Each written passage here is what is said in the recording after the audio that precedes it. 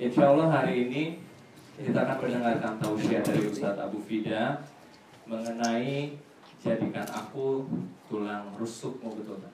Jadikan aku tulang rusukmu. Insya Allah bermanfaat bagi saya pribadi dan buat kita khususnya. Tanpa berlama-lama, dipersilakan Ustadz Abu Fida untuk menyampaikan tausiahnya. Aduh. Sekian. Jazakallah. Bismillahirrahmanirrahim. Assalamualaikum warahmatullahi wabarakatuh.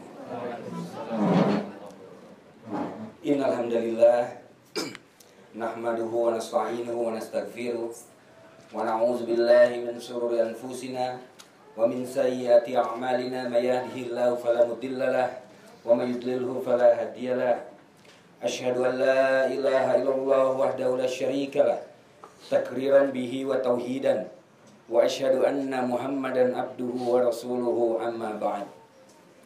Allahumma la sahla illa ma ja'altahu sahla wa anta taj'alul hazna idza syi'ta sahla. Allahumma inna nas'aluka hubbaka wa hubba man ahabbak wa hubba amalin yuqarribuna ila hubbika bi rahmatika ya arhamar rahimin.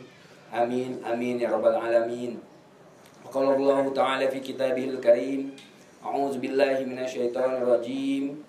Ya ayuhan nas, ittaqu rabbakumul ladzi khalaqakum min nafsin wahidah wa khalaqa minha zawjaha wa bassa minhuma rijalan katsiran wa nisaa.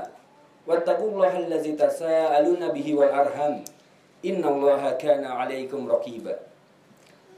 Fa inna asdaqal hadits kitabullah wa khairal hadi hadi Muhammadin sallallahu alaihi wasallam wa syarrul umuri muhdatsatuha fa inna kulla muhdatsatin bid'ah wa kulla bid'atin dalalah wa kulla dalalatin finnar.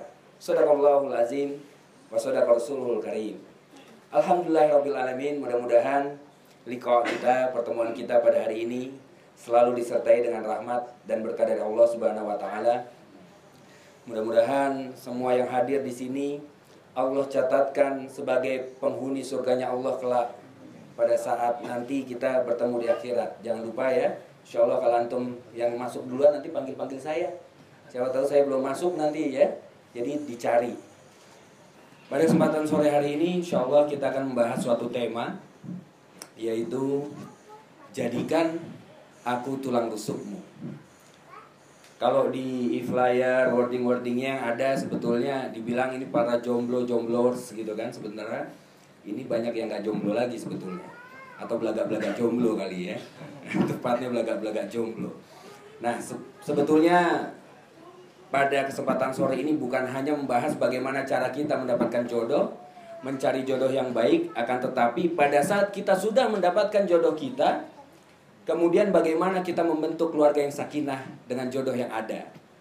Wah, yang mungkin kemarin-kemarin belum sempat mendengarkan materi ini, waduh sekarang udah paksa kawin duluan nih. Gitu ya. Masa mau lagi kan gitu kan? Enggak. Jadi kita bagaimana caranya mendapatkan atau membuat pasangan kita yang sekarang ini menjadi soleh dan solihah. Itu bagaimana, insya Allah nanti kita akan bahas satu persatu. Bismillahirrahmanirrahim.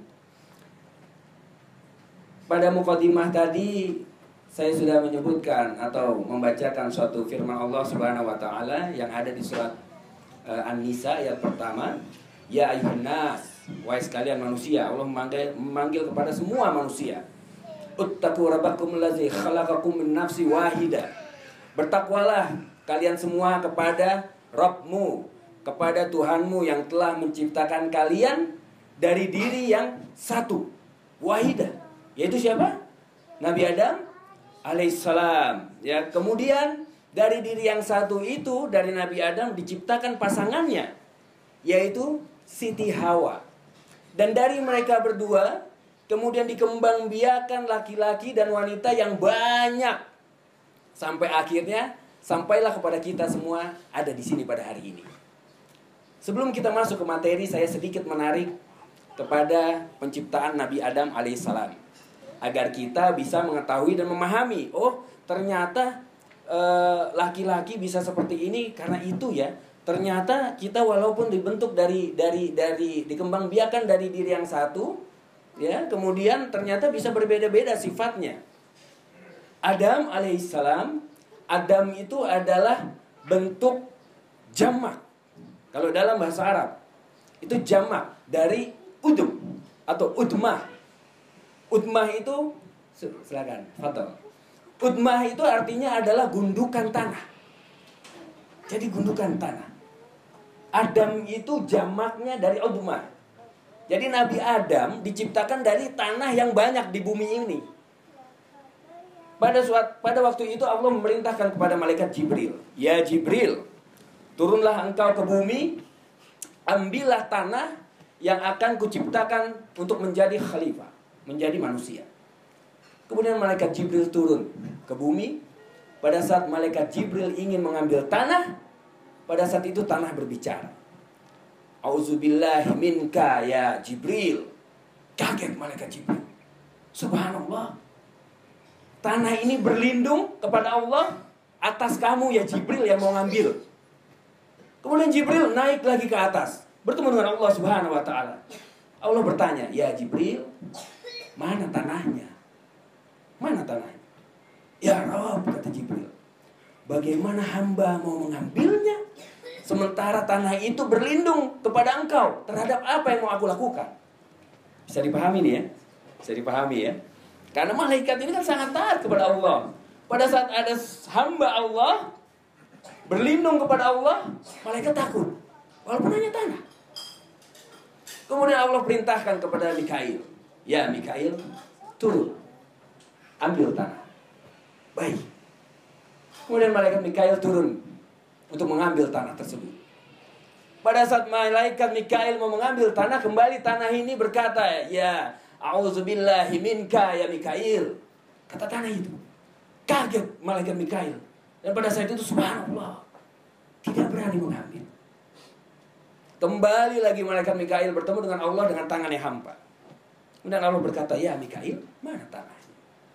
"Ya Rabb, tanah tersebut berlindung kepadamu dari apa yang aku lakukan ya Rabb." Baik. Kemudian akhirnya Allah mengutus satu malaikat untuk mengambil tanah ke bumi. Malaikat ini turun. Pada saat malaikat ini mau mengambil tanahnya, kemudian kembali tanah berkata, "A'udzubillahi minka ya malaikah." Kata tanah. Kemudian malaikat ini menjawab, "Wa a'udzubillahi min tarki ma'amarullah." Dan aku berlindung kepada Allah daripada marahnya Allah kalau aku nggak jadi ngambil. Bisa dipahami ini ya. Kemudian diambil, bismillah, diambil dari tanah yang banyak, ditempatkan dalam suatu tempat. Kemudian malaikat ini naik kepada Allah. Allah bertanya, "Ya malaikat, mana tanahnya?" "Ini ya Rabb." "Ini engkau berhasil mengambilnya?" "Ya, aku berhasil mengambilnya." "Baiklah, mulai saat ini aku perintahkan engkau untuk menjadi malaikat pencabut nyawa." Pada saat penciptaan Nabi Adam, pada saat itulah ditunjuk malaikat maut atau malaikat maut untuk menjadi malaikat pencabut nyawa. Atau banyak beberapa ulama, sebagian ulama mengatakan namanya Israel. Tapi sebagian besar lebih senang mengucapnya dengan malakul maut. Karena hadisnya 50-50 gitu ya, tentang namanya Israel. Ada yang bilang Israiliyat, tapi ada yang mengakui kalau ini tidak, bukan Israiliyat. Ini sahih. Terlepas dari perbedaan, saya lebih senang menyebutnya malakul maut. Pada saat itulah kemudian Nabi Adam dibentuk oleh Allah. Jadi ada 4 hal, ada empat yang Allah ciptakan tanpa lisan. Dalam arti langsung dari tangan Allah. Langsung. Tidak melalui kun fayakun. Allah pada saat ingin menciptakan apa-apa, Allah mengucapkan kun fayakun, selesai. Tapi ada 4 yang diciptakan Allah dengan tangannya langsung. Yang pertama adalah arsy-Nya Allah. Itu Allah ciptakan dengan tangannya, tidak dengan kun fayakun. Yang kedua adalah al-qalam atau pena yang dipakai Allah untuk menulis kalamnya. Ya, seperti apa bentuknya Ustaz? Wallahu a'lam. Nanti kita minta sama Allah lihat di sana. Kalau antum pengen duluan, silahkan duluan, enggak apa-apa. Nanti saya nyusul. Ya. Yang ketiga, Adam alaihissalam. Yang ketiga, langsung Allah ciptakan. Makanya malaikat Nabi Adam ini Sempurnanya luar biasa. Kalau kita bilang Nabi Yusuf yang ganteng, Nabi Yusuf itu hanya seperempatnya Nabi Adam. Jadi gantengnya manusia itu 50% ada di Nabi Adam. Gantengnya manusia. 25% itu Nabi Yusuf alaihissalam. 25%-nya lagi Nabi Muhammad SAW. Nah, yang ganteng-ganteng di dunia ini itu serpihan-serpihan berkas-berkasnya aja. Jadi nggak ada apa-apa jadi bandingin Nabi Adam, Nabi Muhammad, ini serpihan-serpihannya aja gitu. Jadi jangan sombong kalau yang ganteng-ganteng ya. Itu ampasnya aja itu dapat ganteng-ganteng seperti itu. Adam alaihissalam diciptakan dari berbagai bentuk tanah.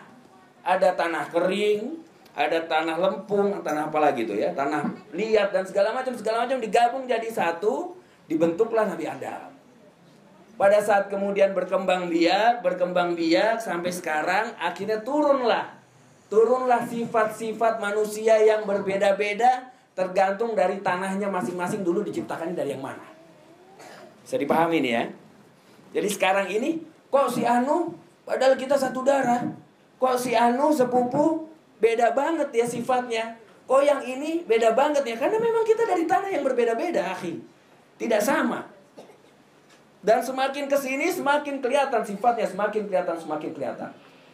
Itulah penciptaan Allah Adam alaihissalam dan kita semua saat ini dari tanah yang berbeda-beda. Masuk kepada materi hari ini, yaitu masalah jodoh. Jodoh dulu nih sebelum keluarga ya. Jadi dari jodoh nanti dapatnya gimana, terus cara membentuk keluarga seperti apa. Insya Allah 3 jam selesai, insya Allah. Enggak lah, 1 jam lah, 1 jam ya. 1 jam kita padetin 1 jam. Kita sering bertanya pada saat mungkin kita sendiri, di kesendirian kita, apalagi umur sudah mulai bertambah gitu ya, masih sendiri, mulai merasa resah, galau kalau kata anak-anak sekarang ya, mencari gitu, dan bahkan kemudian melakukan hal-hal yang tidak baik karena ingin segera mendapatkan yang namanya jodoh. Ada 5 hal pertanyaan yang kadang-kadang selalu lewat di kepala kita. Yang pertama, siapa ya kira-kira jodoh saya? 1. Sekarang silakan dilihat kanan kirinya, mungkin yang sendirian gitu ya, mungkin ada di sini. Siapa tahu, Allahu a'lam bishawab. 1, siapa sih jodoh saya? Itu pasti akan terlintas. Karena contoh cerita sedikit, saya dengan istri saya, mantan pacar saya ada di belakang orangnya ya. Jadi dulu saya kenal dari zaman dia SMA dulu, masih kinyis dulu ya kan. Sekarang Masya Allah top lah, makin top kalau sekarang ya gitu ya. Tafsirkan sendiri, maksudnya oke gitu, makin vokal, suaranya bagus ya Bu ya. Jadi saya kenal SMA itu masih nggak tahu kalau ini bakal jadi jodoh saya. Kalau tahu bakal jadi jodoh saya jagain, benar. Tapi setelah saya pikir-pikir, oh nggak apa-apa, biar orang lain yang mendewasakannya dan saya menikmati hasilnya. Allahu Akbar. Seperti itu memang, kita nggak tahu siapa jodoh kita. Yang pertama pertanyaannya. Kemudian yang kedua adalah kapan waktunya tiba. Kapan sih kita akan nikah? Dulu sebelum saya dengan istri saya pernah melakukan yang namanya pacaran. Nanti haramnya pacaran kita akan bahas juga ya. Dulu zaman jahiliyah, pernah ngerasain zaman jahiliyah sedikit. 7 tahun 7 tahun bentar ya, 7 tahun gak jadi. Saya rata-rata terus kemudian ketemu teman-teman yang 7 tahun gak jadi, 8 tahun gak jadi. Kayaknya sakral tuh angka-angka 7, 8 gak jadi kawin tuh sering kayaknya. Teman-teman saya banyak juga yang seperti itu. Atau mungkin Allah temukan memang ya supaya bisa sama-sama menyesali perbuatannya yang 7 tahun, 8 tahun ini. Gak jadi. Sudah tahu 7 tahun. Sementara ini yang ketemunya sebentar, tiba-tiba langsung. Inilah yang kita nggak tahu rahasia Allah. Siapa, kapan, kemudian di mana kita menemukannya? Apakah di pengajian, ataukah di disko mungkin, gitu ya? Kalau dulu kita anak diskotik ya pastinya ketemunya di disko kebanyakan. Atau mungkin di kantor kah? Atau teman main kah? Macam-macam. Ini yang selalu terpikir dan terlintas di pikiran kita. Kemudian yang keempat, apakah ia nanti benar-benar orang yang soleh? Apakah dia orang yang soleh ya nanti ya? Karena sekarang kan sudah mulai marak ta'aruf. Seperti apa ta'aruf itu nanti kita bahas juga. Dan yang kelima, yang apabila kemudian sudah mendapatkan, pertanyaan yang kelima ini pasti akan muncul. Mampukah kita bertahan? Ini yang paling penting sebetulnya. Saya pernah dinasihatin sama adik saya sendiri. Waktu itu pada saat ayah saya sudah mulai, kamu nikah. Pokoknya kalau bulan November, waktu itu, kalau bulan Maret, karena saya ulang tahun April gitu waktu itu ya. Kalau bulan Maret belum nikah, papi cariin jodohnya. Wah, Masya Allah. Kalau Siti Nurbaya enak dilihatnya. Ini Window Nurbaya sampai mau nonton. Mau dicariin jodohnya katanya gitu kan. Wah, mulai. Nah, ini mungkin kegalauan yang kemudian timbul. Karena pada saat itu iman tidak terhujam di dada. Tidak yakin sama Allah. Kemudian cari. Sempat diomongin, cari mantan-mantan kamu, masa satu nggak ada sih yang nyangkut? Dulu begitu. Banyak ya kayaknya, enggak bisa dihitung. Sedikit kok ya Sal ya. Sedikit. Jadi dari semua ini cari katanya. Masa sih nggak ada yang nyangkut? Kemudian dari situlah mulai mencari apa ya? Asal gitu. Yang penting ya udah nikah deh. Ya udah nikah karena ancaman udah ada. Kalau enggak dijodohin. Momok dijodohin itu sepertinya menjadi momok yang menakutkan bagi saya waktu itu. Padahal usia saya sudah tidak muda lagi, waktu itu udah 30 tahun. Sekarang 33. 30 tahun waktu itu. Jadi April 31. Suruh cari sekarang. Itu ngomongnya November. Mulai mencari. Nah ini yang kadang-kadang menjadi mudah bagi setan masuk ke dalam hati kita, mempengaruhi pilihan kita harus seperti apa.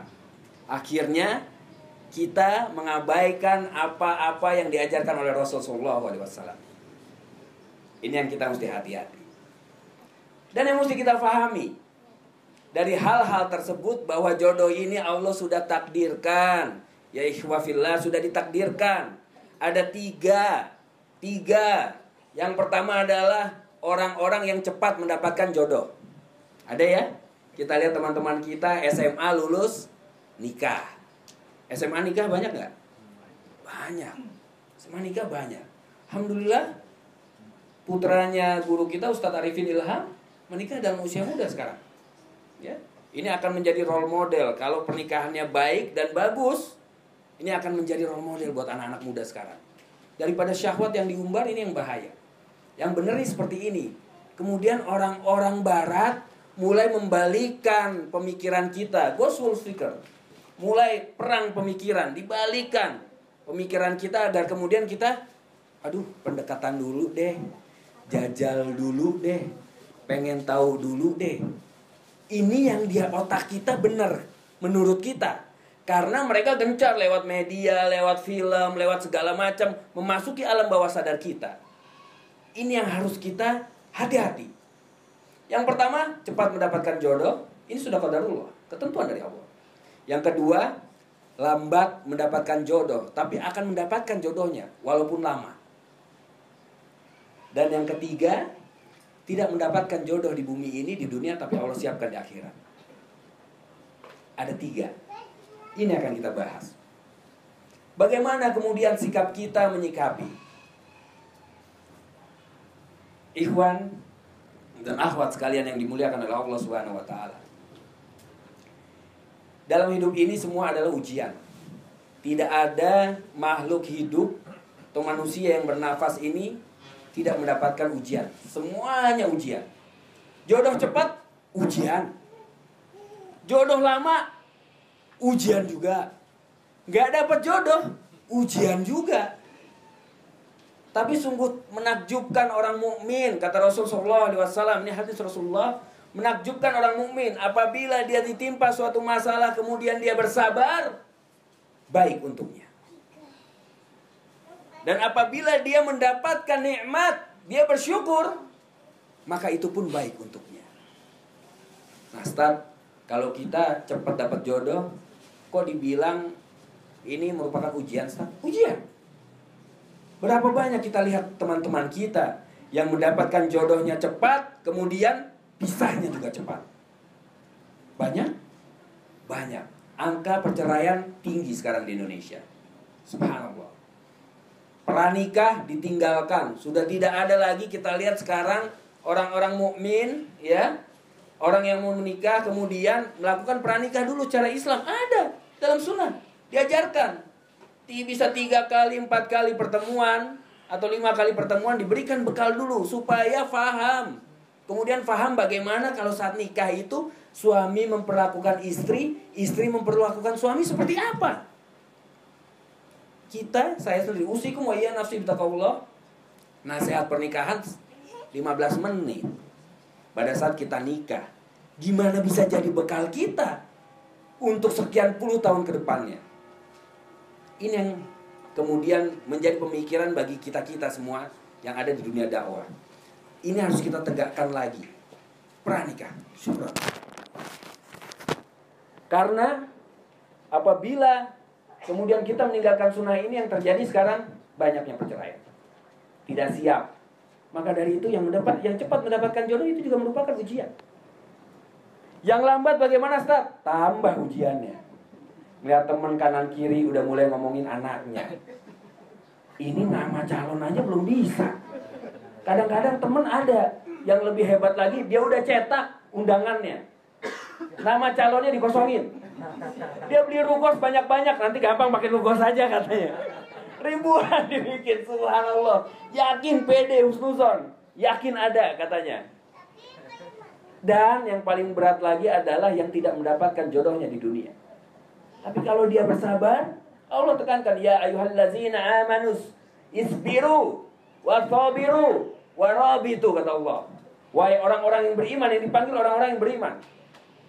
Yang tidak beriman tidak dipanggil oleh Allah. Isbir, bersabarlah. Wasabiru, dan pada saat kalian bersabar, setelah bersabar tingkatkan kesabaran kalian. Warabitu, setelah sabar tingkatkan kesabaran, ikat kesabaran itu supaya nggak lari kemana-mana. Itu orang mukmin. Jadi yang namanya orang mukmin, bagi yang jomblo, pesan dari Allah cuma sabar, sabar, sabar. Ada 3. Allah berfirman lagi dalam surat At-Taghabun ayat ke-14, A'udzubillahi minasyaitonirrajim. Wa 'asa an takrahu syai'an wa huwa khairul lakum. Wa 'asa an tuhibbu syai'an wa huwa syarrul lakum. Wallahu ya'lamu wa antum la ta'lamun, kata Allah. Dan bisa jadi apa-apa yang kalian benci itu baik bagi kalian. Pada saat jodoh kita lama di dunia ini, bisa jadi itu baik bagi kita. Kita sabar, kita menunggu, akhirnya Allah siapkan laki-laki yang soleh atau wanita yang soleh untuk kita. Sabar. Menghadapi istri sabar. Menghadapi suami sabar. Susah, Ustaz? Susah. Janjinya Allah surga soalnya. Kalau gampang dapat apa? Dapat ciklet, kata Dimas. Kalau gampang. Kalau susah, karena pada saat kita nanti menginjakkan kaki kita di surga, pada saat itu malaikat menyapa kita dengan salamun alaikum bima sabartum. Selamat bagi kalian karena buah kesabaran kalian. Buah kesabaran. Buah sabar adalah surga. Sabar. Kata Allah sabar. Bisa jadi sesuatu yang kemudian kalian cintai itu buruk bagi kalian. Bisa jadi. Menikah karena cinta.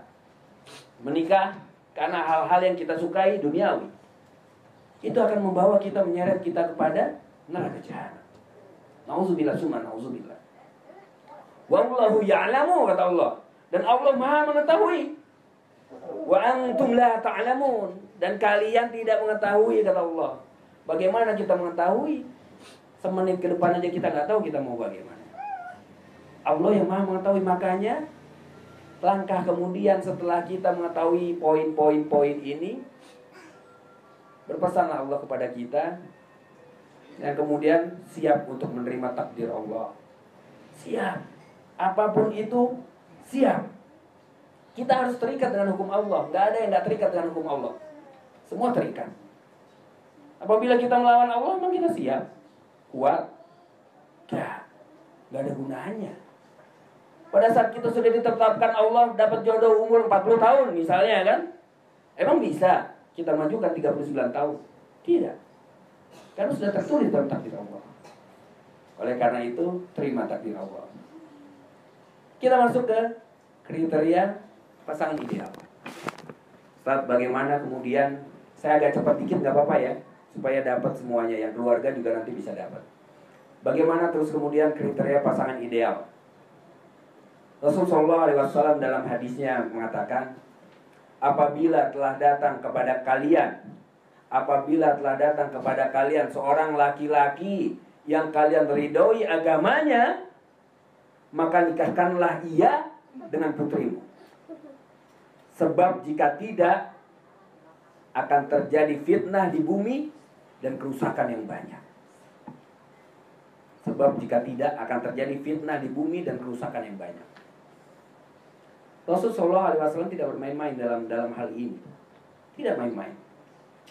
Apabila telah datang kepada kalian laki-laki yang kalian ridhoi agamanya, bukan kalian ridhoi hartanya, bukan kalian ridhoi jabatannya, bukan kalian ridhoi rupanya, tidak. Karena Allah tidak akan melihat rupa-rupa kalian dan harta kalian. Yang Allah lihat adalah keimanan kalian, takwa kalian. Itu yang Allah lihat. Allah tidak akan bertanya nanti berapa banyak harta kalian di dunia. Enggak. Tapi seberapa besar iman kita, seberapa sanggup kita menuntun istri kita ke jalan yang Allah ridhoi. Seberapa siap, seberapa kuat seorang istri kemudian bisa mengajak suaminya, mengingatkan suaminya untuk menjadi laki-laki yang soleh. Ini yang paling penting. Karena lelaki yang bertakwa, laki-laki yang soleh akan memuliakan istrinya. Laki-laki yang bertakwa tidak akan menzolimi istrinya. Pada saat dia marah, tidak akan keluar kata-kata yang buruk, cacian, makian, tidak. Begitu juga istri yang soleha, tidak akan ada keluar kata-kata yang seperti ini. Contoh, ini buat yang udah menikah ya. Pada saat kita sudah menikah, kadang-kadang seorang suami main ke tempat temannya, entah itu teman kuliahnya, teman SMA-nya. Pada saat kita bermain ke sana, kemudian kita bertemu dengan teman kita. Assalamualaikum, waalaikumsalam warahmatullah. Apa kabar Aki? Wah, baik-baik. Waduh, ini enak banget, ini rumahnya bersih, teratur, rapi, wangi. Ini pembantunya nyari di mana ini? Kadang-kadang terlontar pertanyaan seperti ini. Kemudian temannya berkata, oh enggak, ini kebetulan istri saya hobinya bersih-bersih. Katanya begitu ya. Istri, subhanallah. Dalam hatinya kemudian laki-laki ini membatin, kok istri saya nggak begitu ya. Dalam hati. Dia main lagi ke rumah temannya yang satu lagi. Assalamualaikum, waalaikumsalam warahmatullahi wabarakatuh. Waduh, ayo masuk, silakan. Kemudian dia menyuguhkan makanan yang banyak. Masya Allah, ini beli di mana di makanan enak-enak banget ini? Enggak, kebetulan istri saya hobinya masak. Masya Allah, dalam hatinya dia bilang, kok istri saya nggak begitu. Mulai membanding-bandingkan antara istrinya dengan istri teman-temannya. Padahal laki yang soleh tidak akan membanding-bandingkan istrinya. Pada saat Siti Aisyah, kan rumahnya kecil Rasulullah, gelap ya. Kalau dulu kan nggak kayak sekarang, tetek kelihatan di mana gitu. Dulu nggak. Pada saat mau nyalain api itu susah, kesek gitu kan. Nah, nggak kayak sekarang, enak. Kalau dulu pada saat Siti Aisyah kebangun, dipegang Rasulullah, nggak ada di sampingnya. Dicari di mana Rasulullah. Akhirnya kepegang kakinya. Subhana rabbiyal a'la, kata Rasulullah. Oh, Rasulullah lagi sholat sekali. Yang kedua kejadian lagi begitu. Kebangun Siti Aisyah, gak ada, agak jauh ke sana sholatnya. Karena Rasulullah kepegang pertama ya, cari kepegang kepalanya. Subhana rabbiyal a'la, kata Rasulullah. Yang ketiga, pada saat itu kebangun, dicari juga. Rasulullah menengok pada Siti Aisyah. Kemudian Rasulullah berkata dengan penuh kelembutan, ala maju syaitan bujik. Udah datang setan kamu ya, katanya. Kerasa Rasulullah. Kalau kita kira-kira gimana tuh? Ngapain sih cari-cari? Gitu kan? Gak percaya banget. Nih handphone tuh, lihat tuh, gitu ya. Kan kadang seperti itu. Ini enggak, Rasulullah enggak. Rasulullah dicari. Emang udah datang ya setan kamu? Kemudian Siti Aisyah menjawab, emangnya kamu nggak pernah ditandingin setan? Nggak pernah ditandingin setan. Kata Rasulullah, enggak, aku didatengin. Tapi Allah kan sudah memenangkan aku. Yuk tidur yuk. Masya Allah, enak tuh. Iya kan? Semua dengan penuh kelembutan. Pernah sekali waktu Aisyah bangun, dia melihat Rasulullah sedang mau berjalan keluar. Nah ini nih, kata Aisyah, ini mau ke rumah istri yang lain nih. Ini pasti nih. Diikutin Rasulullah set. Rasulullah ternyata ke Baqi. Jadi Rasulullah ditemui malaikat Jibril. Di Baqi Rasulullah berdoa untuk para sahabatnya, para syuhada di Baqi. Kemudian Rasulullah pulang. Pada saat Rasulullah pulang, Rasulullah mengambil jalan yang lebih dekat ke rumahnya. Kaget Siti Aisyah. Siti Aisyah nggak mungkin lari ke sana. Akhirnya dia lari balik di jalan yang lebih jauh, lari tapi lari sampai di kamar, langsung tutup selimut, nafasnya masih begitu tuh. Rasulullah masuk, set dia lihat Siti Aisyah, gitu kan? Ya Aisyah, dipanggil 3 kali. Siti Aisyah dalam hadisnya, Siti Aisyah mengatakan dalam hatinya, dia bilang, aku mendengar tapi aku tidak menjawab, supaya aku dipikir lagi tidur. Rasulullah sambil berbenah gitu kan, ya Aisyah, engkau kan tahu kalau aku selalu dikabarkan lebih dulu apa-apa yang akan terjadi nanti. Setelah Rasulullah berkata seperti itu, Siti Aisyah langsung dibalik selimutnya, enggak, tadi aku kan takutnya kamu ada apa-apa. Masya Allah, ini istri Nabi masih seperti itu, apalagi istri kita, ya kan? Repot. Apabila handphone udah mulai ada kunci-kuncinya, wah ini saya bukan mau ngadu-ngadu domba ya, enggak. Kalau saya kasih lihat istri saya nih, passwordnya begini gitu kan, enggak. Ini bukan mau ngadu domba, bukan. Cuman para ahwat kenali kuncinya. Jangan mau suaminya password-passwordan, ada apa nih? Banyak yang ribut nanti. Insya Allah enggak. Itulah, jadi tuntas insya Allah. Jam berapa sekarang? 5:30. Mungkin kita buka pertanyaan, 1-2 pertanyaan dulu kali ya. Habis itu nanti sambil beramah-tamah setelah maghrib, silakan kalau mau ada pertanyaan lain. Fadol, silakan.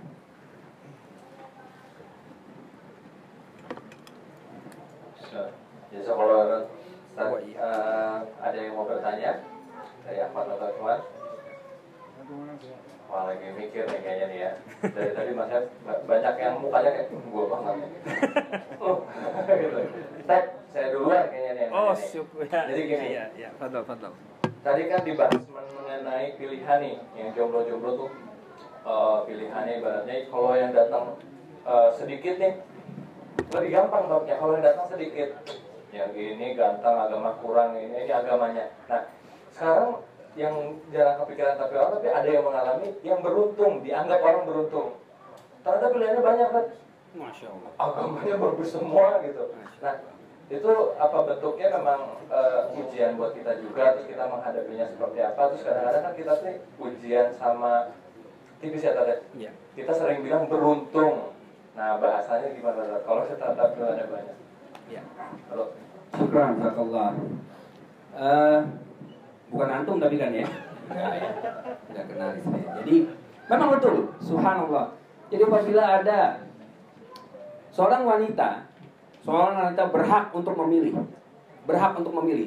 Jadi yang penting ada pilihannya, syaratnya satu ya. Ada yang bisa dipilih, berhak untuk memilih. Carilah yang agamanya paling baik di antara yang lain-lain. Ada doa bagi para wanita untuk apabila ingin mendapatkan jodoh yang sesuai dengan keinginannya. Saya bacain doanya ya. Kenceng banget. Saya baca untuk wanita dulu ya.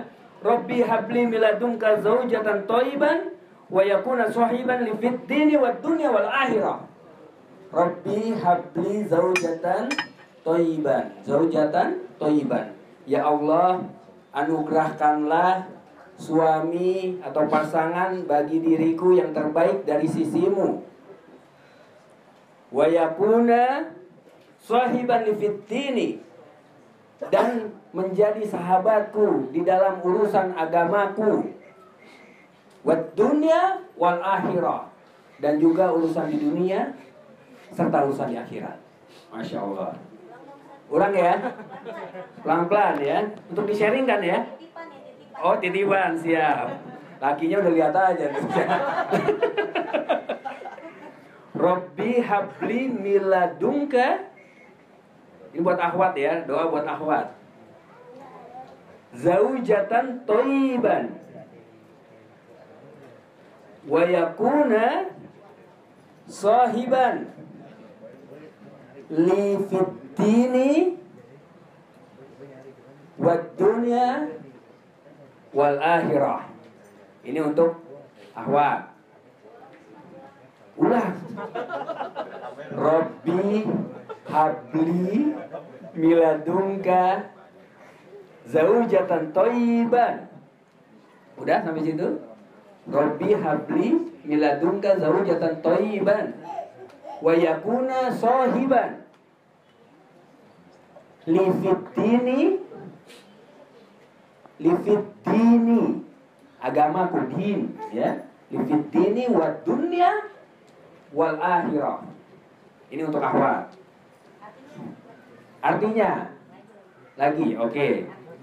Ya Allah, ya Rabb, anugerahkanlah pasangan yang baik dari sisimu dan yang menjadi sahabatku dalam urusan agama, urusan dunia, serta urusan akhirat. Masya Allah. Oh iya, nanti ada rangkumannya di-share ke grup. Ya kan? Ada sekretaris kita di belakang itu yang agak kinyis-kinyis menurut dia. Iya kan? Kalau untuk yang ikhwan sama, redaksinya agak berbeda sedikit. Rabbi habli miladunka zaujatan thayyiban akhtubuha wa tazawwaj biha wa takuna sahibatan li fid dini wad dunya wal akhirah. Ya Allah, berikanlah kepadaku pasangan yang baik dari sisimu yang aku lamar dan aku nikahi. Itu aja bedanya. Dan menjadi sahabatku dalam urusan agama, baik di dunia dan juga di akhirat. Khusus untuk Andi ada khusus doa. Andi doain khususon untuk antum ya Rob. Tenang. Nanti tolong di sharing ya, nanti akan kita sharing juga. Jadi yakin pada Allah bahwa apapun yang terjadi kepada kita, baik jodoh kita itu cepat atau jodoh kita lambat, atau kita tidak mempunyai jodoh di dunia, pastikan, yakinkan bahwa itu baik untuk kita.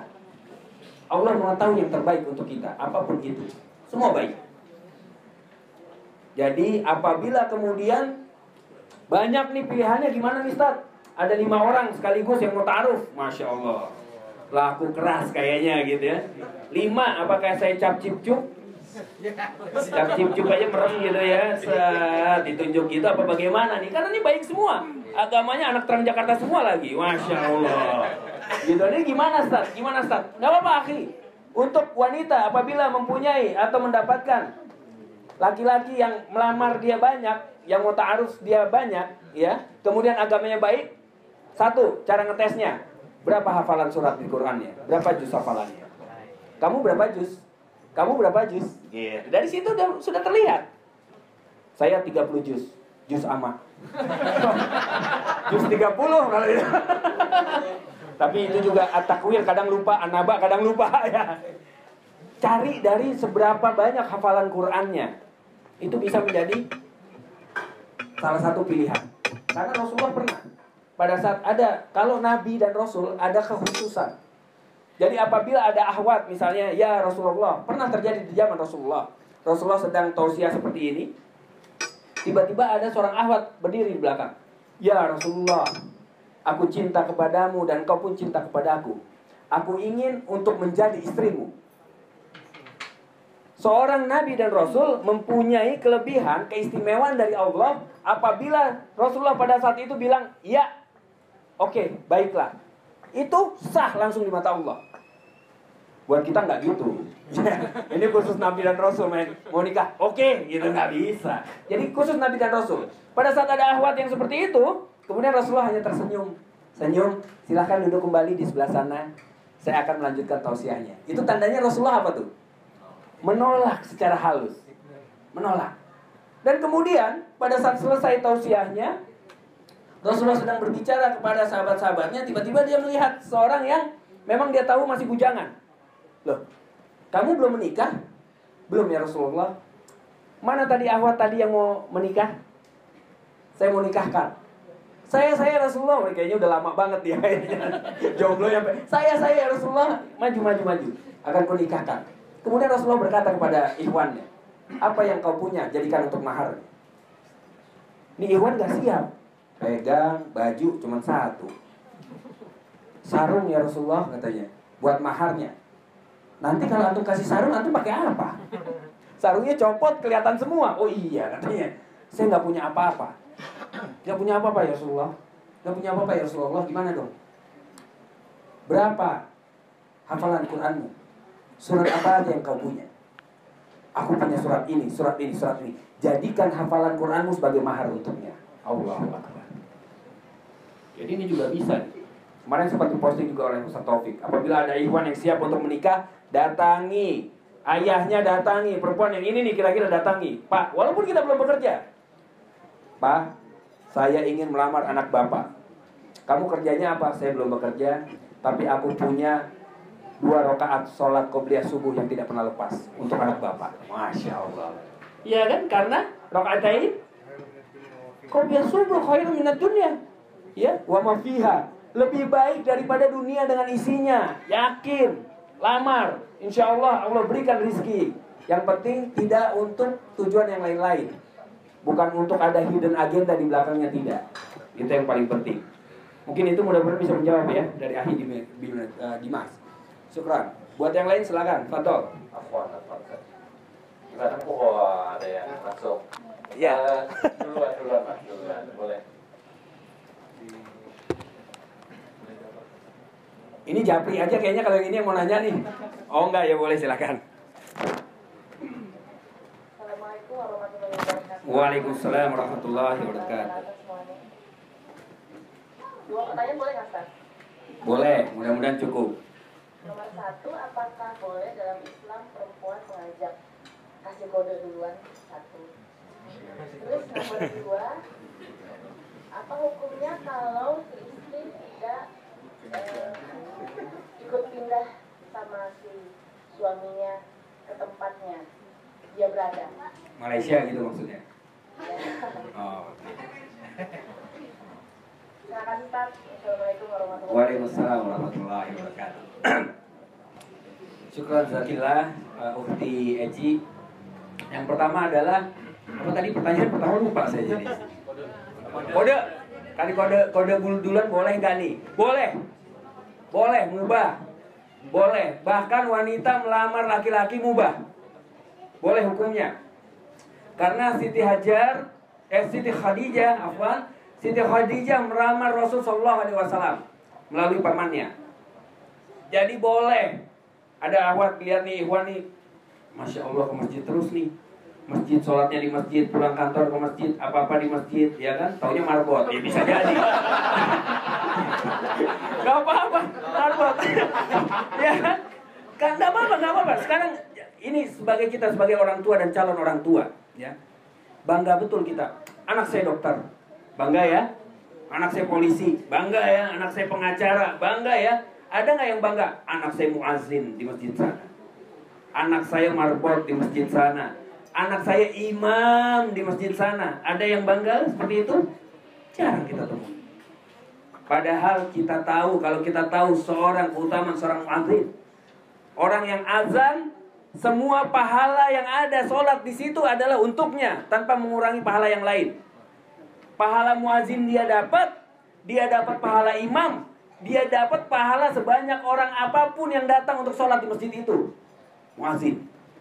Makanya kalau di masjid kita rebutan, mau azan tuh rebutan, bapak-bapak yang udah tua jalan duluan itu supaya bisa azan, karena sudah mengetahui keutamaannya. Maka dari itu boleh pada saat melihat ikhwan ini, wali, ini soleh, ini oke, pendapatannya masih kurang, nggak apa-apa. Insya Allah Allah membukakan. Yang penting kita mencintai karena Allah. Kita ingin mendapatkan ridha Allah, lamar. minta orang tua kita lamar, boleh. Ini Rasulullah menginikan, menganjurkan, dan boleh ini, ya. Nomor 1. Apalagi cuma kode-kode, waduh, kode tapi lamar dong, gitu misalnya ya, nggak apa-apa, jangan, yuk ketemuan yuk, jangan, lamar langsung, lamar kode. Terus bagaimana hukumnya apabila istri tidak mengikuti suaminya? Istri itu harus mengikuti suaminya, teman-teman. Harus, hukumnya wajib. Kalau tidak, berarti istrinya membangkang terhadap suaminya. Kecuali ada alasan syar'i, misalnya dia sakit, tidak bisa pergi ke sana dan mengharapkan suaminya yang di sini, alasan syar'i. Kalau yang lain-lain tugas istri 1, taat. Pada saat istri taat kepada suami, taat, dan dia melakukan sholat 5 waktu, nggak usah yang sunah-sunah nih ya. Dia taat, dia sholat 5 waktu. Puasa yang wajib aja, nggak yang sunah-sunah. Bukan berarti ini jadi dalil, tapi ini kalau dia taat, dia hanya sholat 5 waktu saja, dia hanya puasa yang wajib saja, maka Rasulullah akan membukakan semua pintu surga, dipilih mau masuk dari mana untuk istri yang taat. Suami nggak begitu. Perjuangan keras kalau suami. Keras. Jadi untuk istri, untuk wanita cuma taat. As-sabru li ahlin nasobro. Kesabaran di dalam keluarga itu sabarnya 2 kali lipat. Sabar kita sama teman itu kadang-kadang sabarnya dibanding harus sabar sama keluarga, sama istri, sama suami, itu sabarnya 2 kali lipat. Sama anak itu 2 kali lipat. Kalau sama teman kita kadang-kadang masih yang nggak apa-apa deh, nggak apa-apa teman gitu. Kalau sama anak gitu kan, kadang-kadang kan bandel atau apa gitu, meledak-ledak. As-sabru li ahlin nasobro. Dan as-sabru 'inda sunnatil ula. Sabar itu adanya di kali pertama kejadian, bukan setelahnya. Contoh, kamu nyebrang jalan, ada motor lewat, zeng gitu kan, nggak nabrak, kesenggol dikit aja, vut gitu. Apa yang kita lakukan? Untung gue sabar, astagfirullahaladzim. Ini udah keluar baru astagfirullahaladzim, nggak dihitung. Pada saat set, astagfirullahaladzim. Mungkin aku ya yang nyebrangnya kecepatan. Masya Allah, ini ahli surga nih. Kalau ahli surga penuh kesabaran, bukan yang penakut ya. Sabar. Ini dia. Jadi itu poinnya 2, mudah-mudahan bisa menjawab. Syukran jazakillah. Tadi ada lagi yang mau tanya? Fadol. Oke, saya sih. Oh oke, jawabannya. Tanya dulu, siapa tahu kurang puas. Kurang puas ya, oke. Akhir boman tadi ya. Ada lagi. Assalamualaikum. Waalaikumsalam warahmatullahi. Ada 2 pertanyaan nih, Ustaz. Ya, pertama pertanyaannya sih klarifikasi sebenarnya. Saya pernah dengar hukum nikah itu ada beberapa macam tergantung kondisinya. Ada yang bisa disebutkan menjadi hukumnya wajib, ada yang bisa dibilang sunnah, bahkan ada yang dibilang makruh. Apakah itu betul? Pertanyaan pertama seperti itu. Yang kedua, bagaimana nih sistem ta'aruf? Sistemnya seperti apa sampai dari mulai perkenalan sampai ke menikahnya? Apakah setelah perkenalan itu atau ta'aruf itu kemudian masih bisa pendekatan atau bagaimana? Itu pertanyaan Ustaz. Allah baik. Syukran jazakallah. Bukan mau nambah tapi ya. Oh enggak ya. Karena hanya ta'aruf mungkin ada saudara yang belum kan. Karena ini tuan rumah kita ini. Pak Boman, Mas Boman. Nikah apakah, kapan dia jadi wajib, kapan dia jadi sunnah, kapan dia jadi makruh gitu ya. Itu masuk dalam kias hadis innallaha innamal a'malu binniyah. Jadi segala sesuatu itu termasuk tergantung dari niatnya. Nikahnya itu niatnya apa? Apabila dia untuk menggugurkan syahwatnya, ya, dia udah kalau melihat wanita itu udah mulai sereng gitu. Daripada zina, sementara dia sudah mampu, umurnya sudah cukup, dan kemudian harus menikah, itu maka jadi wajib untuknya. Bisa dipahami ya? Itu wajib untuk wala taqrabuz zina tadi. Untuk jangan sampai dia terjadinya zina. Ya udah nikah deh, ayo langsung nikah gitu. Nah itu wajib. Sunnah ya iya. Kalau sunnah yang netral, yang wajar, karena yang namanya menikah itu menyempurnakan setengah dari agamanya. Afwan, buat yang belum nikah, afwan ya, ini sebagai cambuk, sebagai penyemangat. Kita sholat jamaah nih, sama-sama jadi makmum. Allahu Akbar, Assalamualaikum. Yang sudah nikah, pahalanya full. Yang belum nikah separuh. Karena belum sempurna agamanya. Ini analogi. Karena yang namanya nikah itu menyempurnakan agama. Makruh, bagaimana bisa nggak jadi makruh ini? Makruh apabila dia syahwat yang bergerak di situ. Nikah gara-gara gue nggak tahan nih sama dia nih. Gila banget nih, cakep banget misalnya gitu ya. Kemudian atau dia sudah menikah dan ingin nambah, ya, karena biasanya syahwat jarang gitu. Kalau mau sekarang saya sarankan kepada ahwat-ahwat, suaminya mau nambah lagi boleh, asal ikuti yang Rasulullah lakukan. Nikahi janda-janda yang udah tua-tua, jangan pilih yang muda-muda, bawa. Saya pernah nih, ada seorang guru ya, saya mau nikah, istrinya soleha, mau nambah, saya mau ta'adud, mau nambah lagi, boleh nggak? Boleh, tapi aku yang carikan. Baik, silakan carikan. Cariin, besoknya datang nih, ini namanya ibu ini, umurnya 62 tahun. Dia janda, anaknya sekian. Besoknya dibawain lagi yang 60 tahun. Ya. Akhirnya suaminya mundur, nggak mau. Ya kalau mau ikut Rasul yang begini, jangan terus mau yang enak-enaknya aja. Nah itu kalau udah berperan tidak untuk menyempurnakan agama, maka makruh. Tapi bukan jadi haram, tidak. Nikah itu nggak ada yang haram judulnya, tidak. Pacaran haram. Pacaran haram. Nikah sah. Di mata Allah tetap mulia. Asal inamal a'malu binniyah, dilihat niat dasarnya. Kalau laki-laki yang soleh tidak akan seperti itu. Pasti niatnya untuk hal-hal yang berhubungan dengan agama, berhubungan dengan kesolehan. Itu yang pertama. Yang kedua, ta'aruf. Ta'aruf ini jangan salah kaprah ta'aruf sama melegalisasi pacaran. Jangan. Gua udah ta'aruf nih, jadi pergi berdua boleh, nggak ada ceritanya. Yang namanya ta'aruf itu adalah perkenalan. Ta'aruf artinya secara lugah, secara bahasa itu perkenalan. Perkenalan. Laki-laki boleh melihat sampai sepunggung tangannya.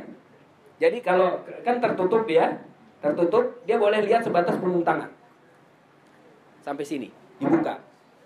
Kaki diangkat sampai ke mata kaki. Bisa lihat. Boleh. Itu ta'aruf.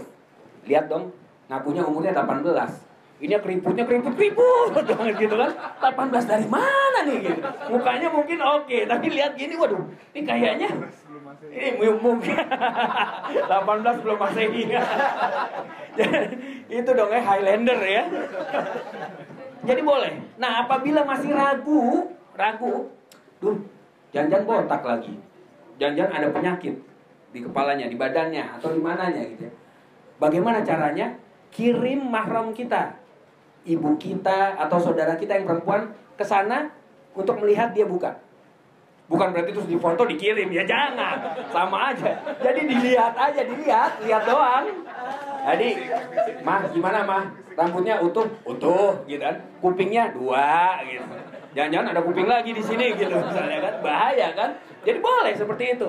Belakangnya bolong nggak mah? Nggak, rata misalnya gitu. Oke, nah itu boleh. Jadi step keduanya kirim. Tanpa kita sadari sebetulnya sudah terjadi ta'aruf juga antara keluarga.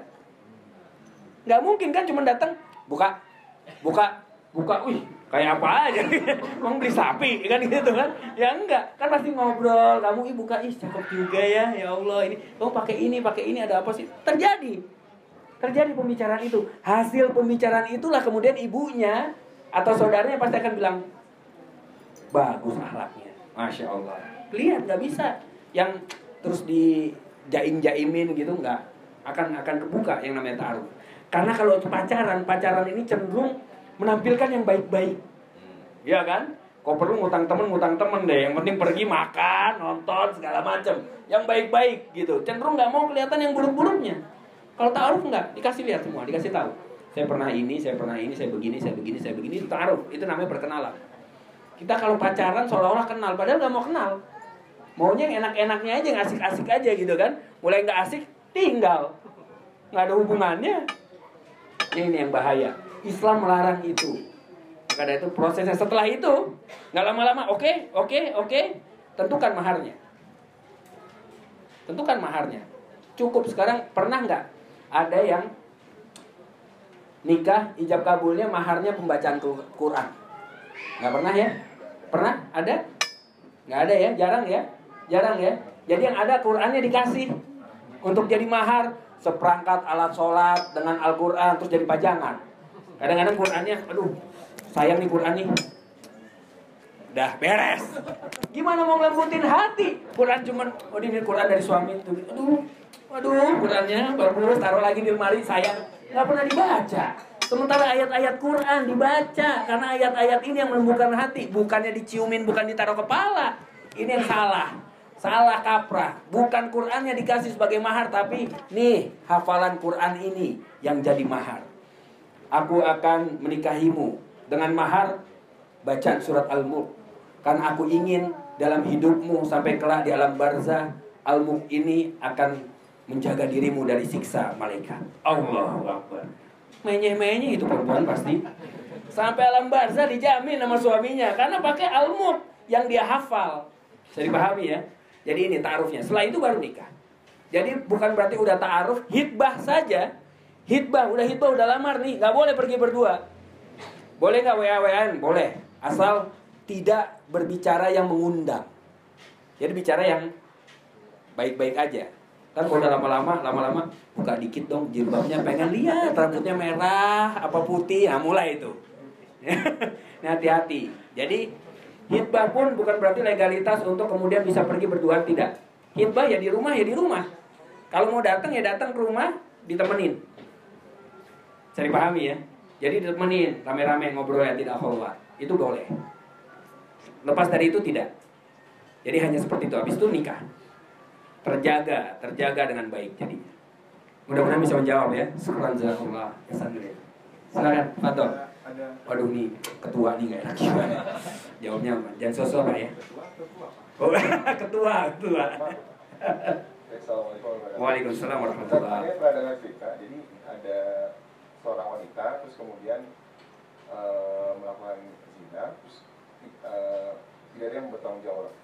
Nah, lalu kemudian ada seorang pria yang bertanggung jawab. Nah, wanita ini dalam keadaan hamil. Lalu kemudian ada sebuah hadis atau saya lupa riwayat mengatakan bahwa itu menjadi haram gitu. Nah, apakah itu betul, Ustaz? Terima kasih.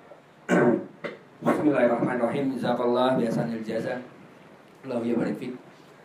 Apabila wanita sudah berzina kemudian hamil ya, berarti dalam keadaan hamil. Bolehkah dinikahi oleh pria lain? Boleh. Apabila hamilnya itu masih di bawah 6 bulan. Hamilnya masih di bawah 6 bulan. Itu boleh dinikahi. Gimana? Iya, ada. Itu dalil. Jadi di bawah 6 bulan itu dalil. Boleh. Tapi kalau sudah 6 bulan dia usia kandungan, tidak boleh dinikahi, tunggu sampai anaknya lahir. Tapi kemudian nasab anaknya ya tidak bisa ikut kepada bapaknya, ikutnya kepada ibunya.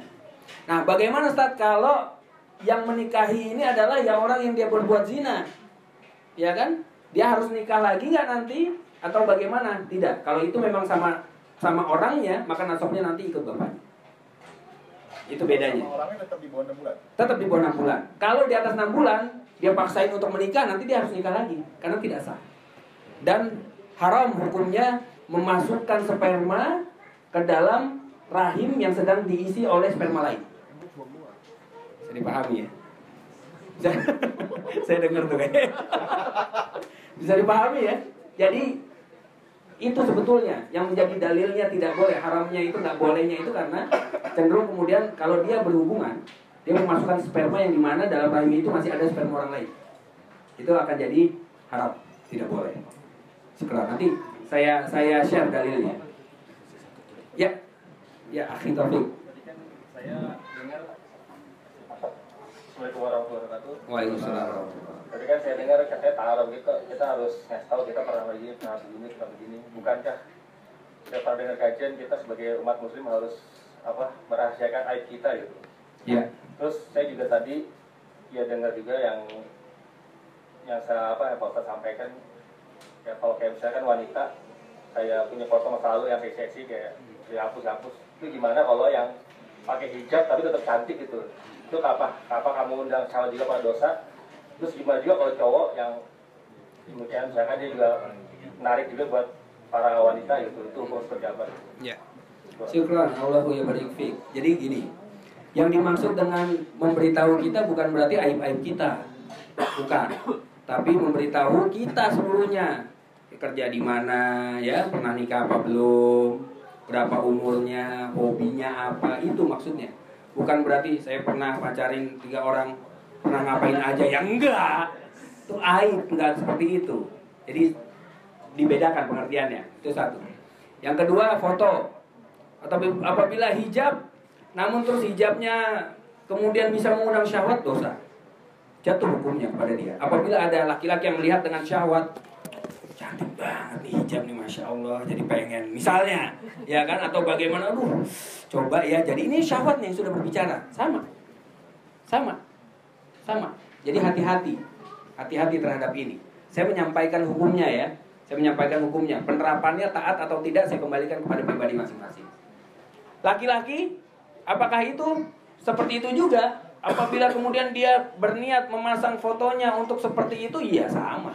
Apabila ada six pack nih, waduh, gitu kan, itu sama aja. Hukumnya jatuh kepada dia. Maka dari itu lebih baik kita pasanglah yang netral-netral, yang nggak aneh-aneh.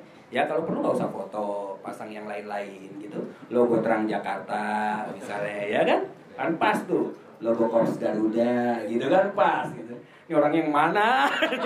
Datang pengajian makanya. Nah, di situ boleh kenalan di situ. Baru ta'aruf dan segala macam. Mudah-mudahan menjawab ya. Akhir topik ya, insyaallah ya. Subhanallah, masih ada waktu? Satu lagi tutup bisa nanti. Waduh, suami istri ini. Atau dari oke. Nanti session kedua habis sholat kita boleh tanya jawab lagi. Iya. Oke, baik. Ya, khairan Ustaz, akhir di teman-teman Jakarta yang dimuliakan Allah. Sesi pertama ini akan kita cukupkan sampai di sini karena sebentar lagi kita memasuki waktu maghrib, karena akhir juga lumayan banyak.